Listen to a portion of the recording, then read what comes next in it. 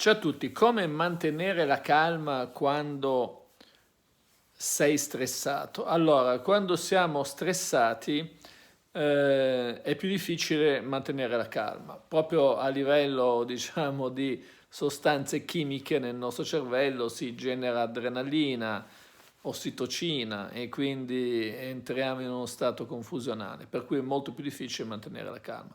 Intanto cos'è lo stress? Lo stress è una risposta, diciamo così, che il nostro organismo, appunto, generando adrenalina, dà a delle situazioni dove ci può essere un pericolo. Infatti, la tipica risposta allo stress è una risposta di lotto di fuga. Come facciamo a, diciamo, mantenere la calma? Beh, ci sono diversi modi. Uno è quello di cercare di prevenire le situazioni stressanti e perché se allo stress, se alla situazione togliamo l'imprevedibilità, in realtà noi, in realtà noi facciamo già molto, perché è l'imprevisto che ti genera stress, no? Tu sei in una situazione in cui non sai come vanno le cose e non so quello che ti può capitare e quindi entri in una situazione stressante. Quindi gli imprevisti. Poi le nostre preoccupazioni mentali che ci generano stress e quindi, come dire, perché facciamo delle profezie nefaste sul futuro e quindi entriamo in uno stato appunto di situazione che l'organismo vede come un pericolo e quindi produce adrenalina, risposta di lotto di fuga. Ma in realtà non c'è nessuna lotta, non c'è nessuna fuga perché, come dire, siamo in questa situazione. Quindi è importante fare due cose. Uno, cercare di ridurre al minimo gli imprevisti. E se so che devo affrontare una situazione che potrebbe essere stressante, devo cercare prima di ripetermela mentalmente, mentalmente di visualizzarmi le situazioni più complicate che potrebbero generarsi da questa situazione. Perché se mi visualizzo, diciamo così, le situazioni più complicate che possono generarsi da questa situazione, io ne ottengo comunque un beneficio, perché ho anticipato, quindi faccio già un ricalco sul futuro, vado già a vedermi e nel mio ricalco sul futuro cerco di immaginarmi, diciamo, come posso agire nelle situazioni più complicate. Intanto faccio già un allenamento e posso già fare un allenamento mentale, diciamo così, anche per situazioni generiche complicate. Quindi visualizzo me stesso, perché sfruttiamo questo potere del nostro cervello, che ha il nostro cervello, di poter elaborare delle informazioni anche a livello immaginativo.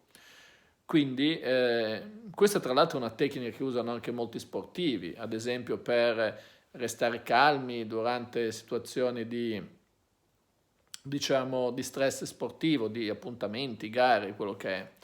Quindi questo è importante, quindi il ricalco sul futuro, andare a vedersi nel futuro come, diciamo, come possono essere le situazioni in modo tale da far sì che quando accadono non è più un imprevisto e quindi sappiamo già come comportarci.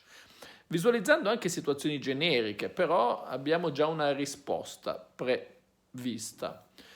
Poi un'altra cosa, e quindi questo è il primo punto, un'altra cosa è quella di eliminare le preoccupazioni del futuro che non si manifesteranno mai, per cui cercare di restare centrati sul presente, cercare di restare centrati sul presente e nel presente risolvere le situazioni che si verificano punto per punto.